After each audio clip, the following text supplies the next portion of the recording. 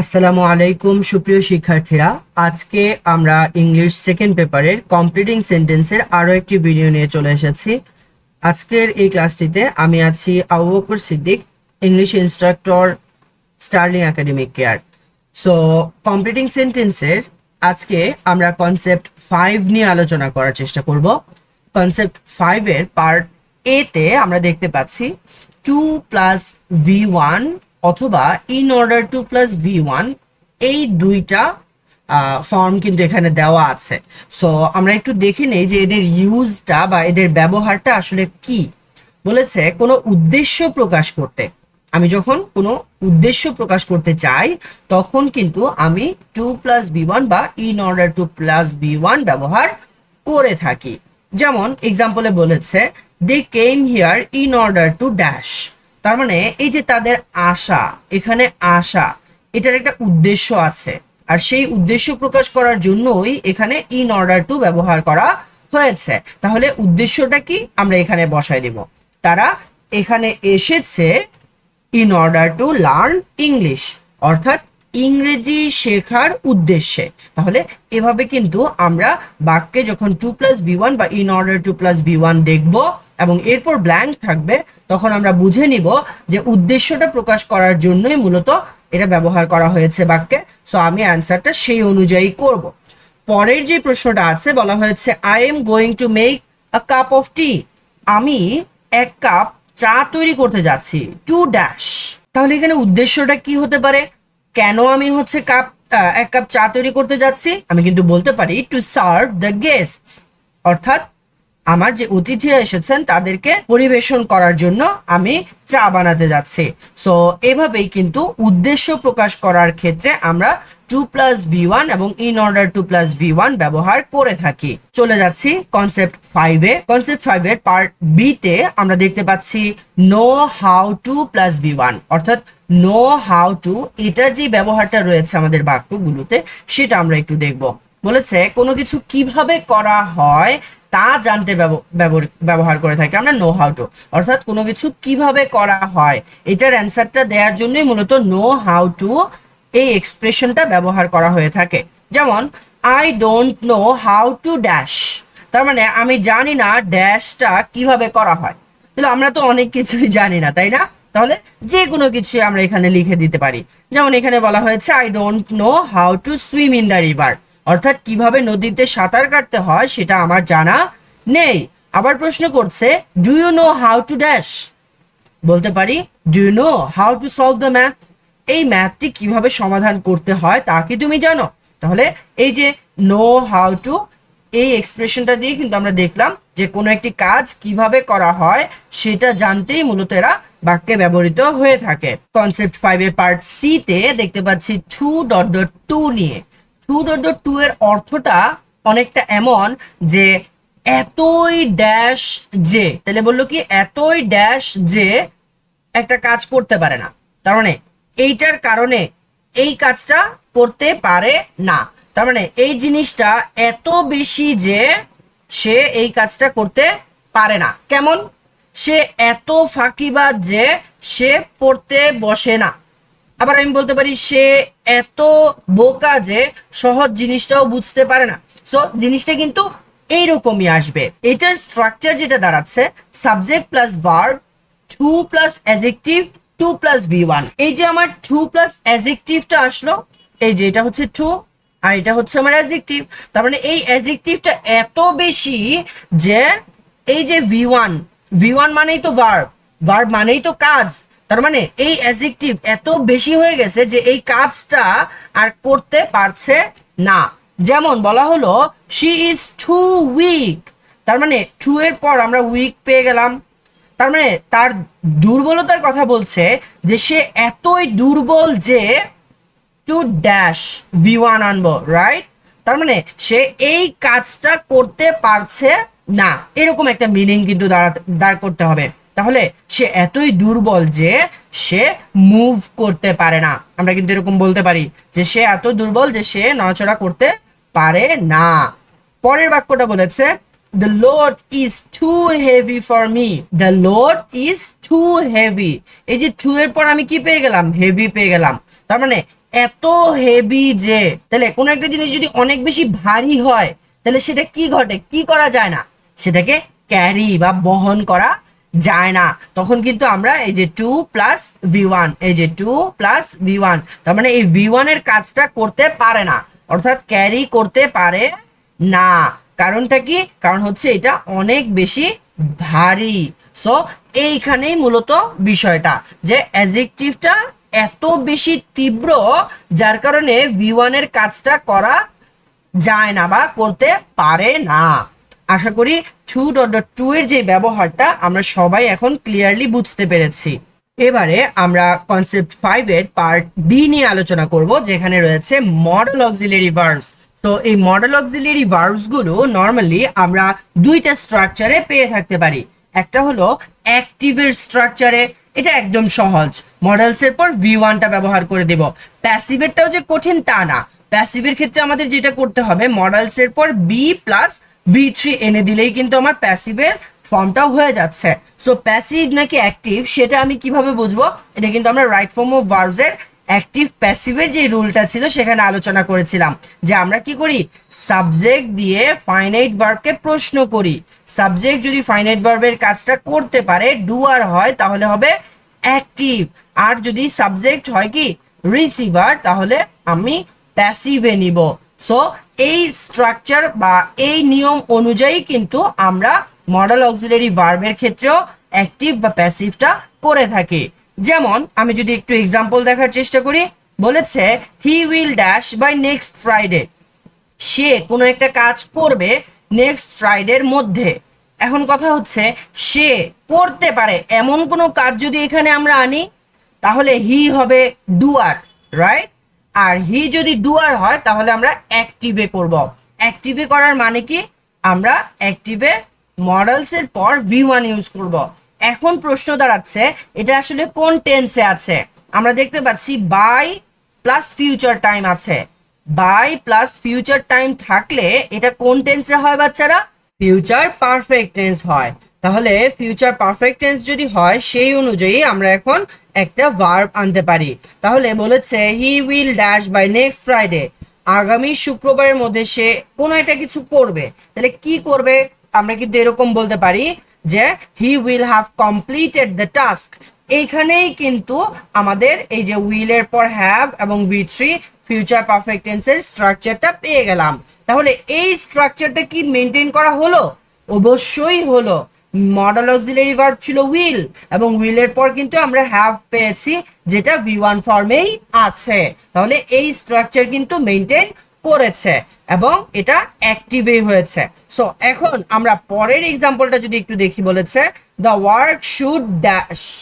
The work should dash যখন আমরা বলছি তখন বোঝা যাচ্ছে যে কাজটির উচিত কোনো কিছু করা। আচ্ছা, কাজ কি কোনো কিছু করতে পারে?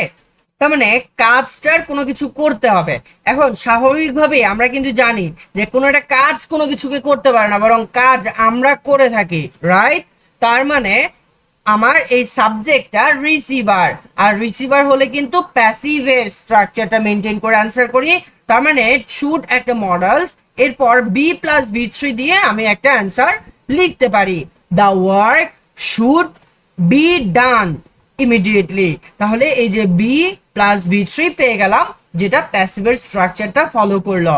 সো মডেল অক্সিলারি ভার্বের পর যখন আমাদেরকে কমপ্লিটিং সেন্টেন্সের ব্ল্যাঙ্ক দিবে, তখন আমরা অবশ্যই খেয়াল করব যে সাবজেক্ট যেটা আছে আর আমি যেই ভার্ব নিয়ে আসছি সেই সাবজেক্ট এবং ভার্বের সম্পর্কটা ডুয়ার নাকি রিসিভার। যদি ডুয়ার হয় তাহলে আমরা অ্যাক্টিভের রুল ফলো করব, আর যদি রিসিভার হয় তাহলে প্যাসিভের রুলটা ফলো করে তারপর আমাদের অ্যান্সারটা লিখব। এবারে আমরা পার্ট ই নিয়ে আলোচনা করব, যেখানে রয়েছে ইউজড টু। আর এই ইউজড টু দ্বারা অতীতের অভ্যাসগত কাজকে মূলত আমরা প্রকাশ করে থাকি। ইউজড টুর প্রথম যে রুলটা আছে, বলছে সাবজেক্টের পর ইউজড টু কিন্তু একটা মডেল অক্সিলারি ভার্ব। তাহলে এখানে আলাদা করে দেখানোর কারণটা কি সেটা একটু পরেই বুঝতে পারবেন। তো বলছে সাবজেক্ট প্লাস ইউজড টু, এরপর v1, তার মানে ইউজড টু মডেলস এর পর v1 হবে, এটাই তো স্বাভাবিক। বলছে এইটার পর আমরা v1 প্লাস আইএনজিও ব্যবহার করতে পারবো। আর কখন আইএনজি ব্যবহার করতে পারবো ইউজ টুর পর? যদি ইউজ টুর আগে গেট বা বি ভার্ব থাকে। আমি আবারও বলছি, অর্থ একই থাকবে, অর্থে কোনো পরিবর্তন আসবে না। অর্থ অতীতের অভ্যাসগত কাজকেই প্রকাশ করবে, কিন্তু ইউজ টুর আগে যদি গেট বা বি ভার্ব আসে তাহলে ইউজ টুর পর আমরা ভি1 প্লাস আইএনজি ব্যবহার করব। অন্যথায় ইউজ টুর পর আমরা সবসময় ভি1টাই ইউজ করব। সো একটা এক্সাম্পল আমরা যদি দেখার চেষ্টা করি, বলেছে শি ওয়াজ ইউজড টু। তাহলে ইউজড টু মডেলস এর আগে আমি কি পেয়ে গেলাম? বি ভার্ব পেয়ে গেলাম। ইউজ টুর আগে যখন বি ভার্ব পেয়ে গেলাম, তার মানে এর পরের ভার্বটা অবশ্যই ভি1 প্লাস আইএনজি ফর্মে আমার আনতে হবে। যেমনটা আমরা লিখেছি যে she was used to helping the poor, তার মানে সে গরিবদেরকে সাহায্য করত, এটা তার অতীতের অভ্যাসগত একটা কাজ ছিল। এখানে ইউজ টুর আগে বি ভার্ব থাকার কারণেই কিন্তু আমরা হেল্প ভার্বটা ভি1 প্লাস আইএনজি করেছি। এখন প্রশ্ন আসতে পারে যে তাহলে এটাকে আলাদা করে দেখানোর কারণটা কি? অলরেডি হয়তো সবাই আমরা বুঝতে পেরেছি যে ইউজ টুর ক্ষেত্রে নিয়মটা একটু ডিফারেন্ট হয়। মডেলস এর পর আমরা সবসময় ভি1 দেই, কিন্তু ইউজ টুর ক্ষেত্রে আমাদের একটু চিন্তা করতে হবে যে ইউজ টুর আগে গেট বা বি ভার্ব আছে কিনা। থাকলে আবার আমাদের কিন্তু ভি1 প্লাস আইএনজি ব্যবহার করতে হবে। এই জন্য এটাকে আমরা আলাদা করে পার্ট তে আবার আলোচনা করেছি। আমরা আরো একটা এক্সাম্পল একটু দেখে নিই। বলেছে when I was a child, আমি যখন শিশু ছিলাম। I used to, তাহলে ইউজ টুর আগে কিন্তু এখানে কোনো গেট বা বি ভার্ব নেই। না থাকলে আমরা সরাসরি ভি1 দিয়ে একটা বাক্য কমপ্লিট করে ফেলতে পারবো। তাহলে আমরা বলতে পারি when I was a child I used to go to market with my father, যখন আমি শিশু ছিলাম তখন আমি আমার বাবার সাথে মার্কেটে যেতাম। সো এই যে আমরা ইউজড টুর পর কখন ভি1 দিতে হয় এবং ইউজ টুর পর কখন ভি1 প্লাস আইএনজি দিতে হয়, এটা আলোচনা করলাম। সো এই জিনিসটা যখনই অ্যান্সার করব তখন আমরা খেয়াল করব যে ইউজড টু ভার্বটার আগে গেট বা বি ভার্ব আছে কি না। যদি থাকে তাহলে ভি1 প্লাস আইএনজি দিব পরের ভার্ব, আর যদি এদের আগে গেট বা বি ভার্ব না থাকে তাহলে ভি1 দিয়ে আমরা আমাদের পরের অংশটা কিন্তু কমপ্লিট করে ফেলতে পারবো। এবারে আমরা কনসেপ্ট 6 এর পার্ট এ নিয়ে আলোচনা করব। কনসেপ্ট 6 এর পার্ট এ তে রয়েছে ইনস্টিড অফ বা ইন লিউ অফ। এই দুটোর অর্থই হলো পরিবর্তে, তার মানে কোনো কিছুর পরিবর্তে আরেকটা জিনিস, ঠিক আছে? সো এই সিচুয়েশনে নর্মালি আমরা হলো কি ইনস্টিড অফ বা ইন লিউ অফ ব্যবহার করে থাকি। বলেছে ইনস্টিড অফ বা ইন লিউ অফ এর পর আমরা নর্মালি একটা ফ্রেজ বা ওয়ার্ড ব্যবহার করে থাকি, কোনো ক্লজ বা ভার্ব আনি না। এক্সাম্পল হিসেবে যদি একটু দেখি, বলেছে হি টুক মার্কেটিং ইনস্টিড অফ ড্যাশ, অর্থাৎ সে মার্কেটিং নিয়েছে ড্যাশের পরিবর্তে। তাহলে কোন জিনিসের পরিবর্তে মার্কেটিং নিতে পারে? আমরা জানি এইচএসসি তে মার্কেটিং এর অনেকগুলো অল্টারনেটিভ আছে, যেমন কেউ ফাইন্যান্স নিয়ে থাকে, ইকোনমিক্স নিয়ে থাকে, এগ্রিকালচার থাকে। সো বলছে যে সে ওইটার পরিবর্তে মার্কেটিং নিয়েছে। যেমন আমরা এখানে অ্যান্সার হিসেবে ধরেছি এগ্রিকালচারকে। হি টুক মার্কেটিং ইনস্টিড অফ এগ্রিকালচার, কৃষি শিক্ষা না নিয়ে সে বরং মার্কেটিং নিয়েছে। পরের এক্সাম্পলে দেখতে পাচ্ছি she is planning to visit Cox's বাজার, অর্থাৎ সে পরিকল্পনা করছে কক্সেস বাজার যাওয়ার। ইন লিউ অফ ড্যাশ, তার মানে ড্যাশের পরিবর্তে। তার মানে একটা অল্টারনেটিভ আনতে হবে যেটা কক্সেস বাজারের সাথে কি করা যায়, অপশন হিসেবে রাখা যায়। যেমন আমরা এখানে অ্যান্সার হিসেবে বলতে পারি she is planning to visit Cox's বাজার ইন লিউ অফ সুন্দরবনস, অর্থাৎ সে সুন্দরবনে না গিয়ে বরং কক্সবাজার গিয়েছে। এবারে আমরা কনসেপ্ট 6 এর পার্ট বি লেট অ্যালোন নিয়ে আলোচনা করব। লেট অ্যালোনের মিনিংটা হচ্ছে বলা বাহুল্য, বা যেটা বললে অতিরিক্ত বলা হয়ে যায়। আমরা কিন্তু special use of words and phrases এর টপিকটাতে এই লেট অ্যালোন নিয়ে আলোচনা করেছিলাম। সো এই লেট অ্যালোনের ক্ষেত্রেও একইভাবে আমরা কিন্তু ফ্রেজ বা ওয়ার্ড আনবো, কোনো ভার্ব বা ক্লজ আনবো না। সো এই জিনিসটা আমাদের একটু খেয়াল রাখতে হবে যে লেট অ্যালোনের পর আমরা ফ্রেজ বা ওয়ার্ড আনবো। যেমন এক্সাম্পল হিসেবে দেখতে পারি he can not even buy a cycle, সে একটা সাইকেল কিনতে পারে না। লেট অ্যালোন ড্যাশ, ড্যাশের কথা তো দূরের কথা বা ড্যাশের কথা তো বলাই বাহুল্য। তাহলে যে সাইকেল কিনতে পারে না সে কি একটা গাড়ি কিনতে পারবে? এটা বলা বাহুল্য হয়ে যাবে বা অতিরিক্ত বলা হয়ে যাবে যে তুমি একটা গাড়ি কিনে নাও, কিন্তু অথচ বেচারা সাইকেলই কিনতে পারছে না। আবার এক্সাম্পল দেখতে পাচ্ছি, the old man could not walk a mile. এই যে বৃদ্ধ লোক, সে 1 মাইল পথে হাঁটতে পারে না, লেট অ্যালোন ড্যাশ 5 মাইলস। 5 মাইলের কথা তো বলাই বাহুল্য। সো লেট অ্যালোনের ক্ষেত্রে আমরা এভাবেই কিন্তু কমপ্লিটিং সেন্টেন্সের অ্যান্সার গুলো করে ফেলতে পারবো। চলে যাচ্ছি কনসেপ্ট 6 এর পার্ট সি তে। এই পার্ট সি তে আমরা রিলেটিভ প্রোনাউন নিয়ে আলোচনা করব। রিলেটিভ প্রোনাউন গুলো বাক্যে কিভাবে ব্যবহৃত হয় বলেছে, রিলেটিভ প্রোনাউনের আগের নাউন বা প্রোনাউন, অর্থাৎ আমি ধরে নিলাম এটা রিলেটিভ প্রোনাউন, বলছে এটার আগে যে নাউন বা প্রোনাউন থাকবে এটার উপর ভিত্তি করে পরবর্তী ভার্বটা আসবে। অর্থাৎ এই যে রিলেটিভ প্রোনাউন, ও কি করছে, ওর আগের নাউন প্রোনাউন এবং পরের ভার্বের সাথে একটা সম্পর্ক তৈরি করে দিচ্ছে। যেমনটা দেখতে পাচ্ছি যে রিলেটিভ প্রোনাউনের আগের নাউন প্রোনাউনের উপর ভিত্তি করে পরবর্তী ভার্বটি বসবে। তাহলে আমাদের তো একটু জেনে নেওয়া উচিত রিলেটিভ প্রোনাউন্স গুলো কি কি। Who, what, which, whose, when, whom, where, that. So এই রিলেটিভ প্রোনাউন গুলো থাকলে আমরা আগের নাউন প্রোনাউনের উপর ভিত্তি করে পরের ভার্ব আনি। যেমন this is the car which, এই যে হুইচ একটা রিলেটিভ প্রোনাউন, তাহলে এটার আগে কে আছে, দ্য কার। দ্য কারটা হলো একটা নাউন, এই যে আমরা নাউন প্রোনাউন দেখেছিলাম।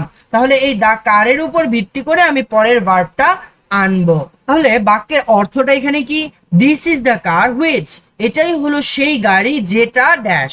তাহলে এই গাড়িটা হলো সেটা যেটা কি হতে পারে, হুইচ ইজ ভেরি এক্সপেন্সিভ।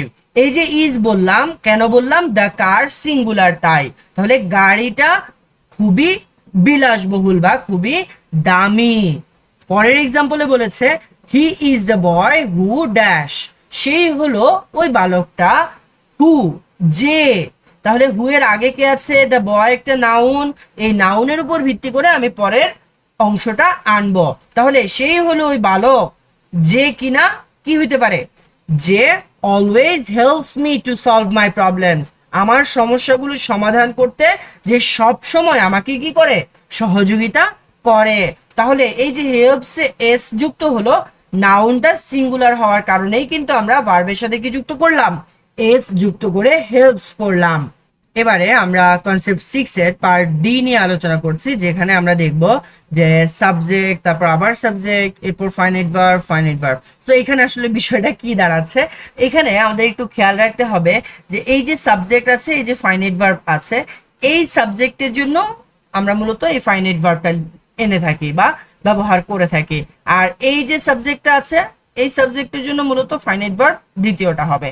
তার মানে দাঁড়াচ্ছে এই ফাইনাইট ভার্বটার সম্পর্ক হলো এই সাবজেক্টের সাথে, আর এই সাবজেক্টের সম্পর্ক হলো এই ফাইনাইট ভার্বের সাথে। তার মানে এই ফাইনাইট ভার্ব যখন করব, এই সাবজেক্ট অনুসারে আমি ফাইনাইট ভার্বটা করব। এখানে আবার এল বলেছে, এল দ্বারা মূলত বোঝানোর চেষ্টা করেছে যে লিঙ্কার। তার মানে এই সাবজেক্টটা অলওয়েজ লিঙ্কার গুলা হবে।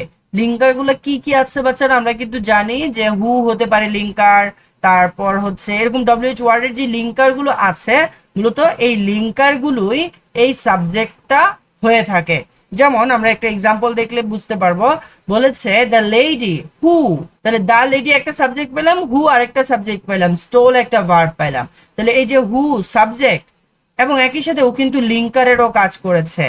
লিঙ্কারের কাজটা কিভাবে করলো, এই যে দুইটা ক্লজকে যুক্ত করলো এই লিঙ্কার। তাহলে এই যে দ্য লেডি হু স্টোল, হু এর জন্য স্টোল এসেছে, এখন দ্য লেডির জন্য আমি পরের ভার্বটা আনতে হবে। তাহলে দ্য লেডির জন্য আমি কি বলতে পারি, আগে আমি অর্থটা একটু বুঝে নেই। The lady who stole the purse, মহিলাটি যে কিনা পার্সটি চুরি করেছিল, ড্যাশ তার বা সে কি হতে পারে, কি করতে পারে, the lady who stole the purse has been arrested. তাহলে এই যে হ্যাজ বললাম, এটা কিন্তু দ্য লেডির উপর বেস করেই বললাম, তাই বলছে যে সাবজেক্ট এটার উপর বেস করে আমরা ফাইনাইট ভার্ব এটাই দিব, ঠিক আছে না। পরের এক্সাম্পলটা দেখলে আরো ক্লিয়ার হতে পারবো। বলেছে Dhaka is an over populated city, Dhaka is an which is an overpopulated city। তাহলে এই যে বললো Dhaka which is an overpopulated city, এখানে হুইচটা কি একই সাথে ইজের সাবজেক্ট এবং একই সাথে লিঙ্কারও কিন্তু, তাহলে আমি সাবজেক্ট ফাইনাইট ভার্ব এখানে পেয়ে গেলাম। তাহলে সাবজেক্ট ঢাকা রয়ে গেল, এখানে আমার একটা ফাইনাইট ভার্ব আনতে হবে। তাহলে আমি কি বলতে পারি, ঢাকা যেটা কিনা একটা ওভারপপুলেটেড সিটি, এটা কি হতে পারে, dash is the capital of Bangladesh. তাহলে Dhaka is the capital of Bangladesh, এখানে সাবজেক্টটা হলো ঢাকা, ফাইনাইট ভার্বটা হলো ইজ, আর এখানে সাবজেক্ট হলো হুইচ, ফাইনাইট ভার্বটা হলো ইজ। সো এভাবেই মূলত আমরা বাক্যগুলোতে যখন সাবজেক্টের ঠিক পরপর আবার সাবজেক্ট দেখব, অর্থাৎ সাবজেক্টের পর আবার সাবজেক্ট দেখব, তখন বুঝে নিব যে এই ফাইনাইট ভার্বটার সম্পর্ক হলো এই সাবজেক্টের সাথে। তার মানে এই সাবজেক্টের ফাইনাইট ভার্ব আমার আনতে হবে ড্যাশে বা ব্ল্যাঙ্কে। সো হোপফুলি সবাই এই পার্টটা ক্লিয়ারলি বুঝতে পেরেছি। এবারে আমরা কনসেপ্ট 6 এর পার্ট ই নিয়ে আলোচনা করব, যেখানে রয়েছে the plus comparative dot dot the plus comparative, যার মিনিংটা অনেকটা এমন আসে, যত ড্যাশ তত ড্যাশ। তাহলে এইটা কেমন আসলে, যেমন আমি বললাম যে তুমি যত বেশি পরিশ্রম করবা তোমার সাফল্যের হার তত বাড়বে। আবার আমি বললাম তুমি যত বেশি লিখবা তোমার হাতের লেখা তত বেশি সুন্দর হবে। তাহলে এটার উপর এটার একটা ইম্প্যাক্ট আছে। সো এই সিচুয়েশনে মূলত আমরা যত তত অর্থাৎ দা প্লাস কম্পারেটিভ এরপর দা প্লাস কম্পারেটিভ ব্যবহার করে থাকি। এক্সাম্পল যদি দেখি, বলেছে দ্য মোর ইউ রিড, যত বেশি তুমি পড়বা ড্যাশ হবে, কি হবে, তুমি যত বেশি পড়বা দ্য মোর ইউ লার্ন। এই যে এখানে কিন্তু আমি একটা জিনিস দেখতে পাচ্ছি, দা মোর, দা প্লাস কম্পারেটিভ, এবং এর পরের পার্টটা একই স্ট্রাকচারে হতে হবে। এখানে যেমন ইউ রিড বলেছে সাবজেক্ট ফাইনাইট ভার্ব, এখানেও একই হবে সাবজেক্ট ফাইনাইট ভার্ব কিন্তু আমরা এনেছি। পরের এক্সাম্পলটাতে আবার বলেছে the higher the demand, the plus comparative the demand, এখানে কি আসছে, দা ডিমান্ড। তাহলে আমরা এখানে এমন কিছু আনতে হবে যেটা এই দা ডিমান্ডের স্ট্রাকচারটাকেই ফলো করে। যেমন আমরা বলতে পারি the higher the demand the higher the price, এখানেও কিন্তু দা হায়ার পেলাম। তার মানে the plus comparative the plus comparative, যার অর্থ দাঁড়াচ্ছে ডিমান্ড যত বেশি দাম ততই বেশি। তার মানে স্বাভাবিকভাবেই কোনো একটা কিছুর ডিমান্ড যত বেড়ে যাবে, চাহিদা যত বেড়ে যাবে, তখন কিন্তু এটার দামও অনেক বেশি বেড়ে যায়। সো আমাদের পরীক্ষার হলে যখন দা প্লাস কম্পারেটিভ এই স্ট্রাকচারে কোনো প্রশ্ন আসবে, আশা করি সবাই খুব সহজেই অ্যান্সারটা করে ফেলতে পারবো। সবাইকে অনেক অনেক ধন্যবাদ আজকের ক্লাসটি মনোযোগ দিয়ে করার জন্য এবং আমাদের সাথে থাকার জন্য। তো আমরা কিন্তু অলরেডি কমপ্লিটিং সেন্টেন্সের সবগুলো রুলস আলোচনা করে ফেললাম এবং সবাই খুব মনোযোগের সাথে ক্লাসগুলো করেছি এবং দেখার চেষ্টা করেছি যে প্রত্যেকটা রুল কিভাবে কাজ করে এবং পরীক্ষার হলে আমাদের যখন প্রশ্ন আসবে এই রুলগুলোর উপর, সেগুলো আমরা কিভাবে অ্যান্সার করতে পারি সেটাও কিন্তু খুব ভালোভাবেই আমরা বোঝার চেষ্টা করেছে। সো পরবর্তীতে নতুন কোনো একটি টপিক নিয়ে আবারও দেখা হবে। ততদিন সবাই ভালো থাকো, সুস্থ থাকো। আসসালামু আলাইকুম ওয়া রাহমাতুল্লাহ।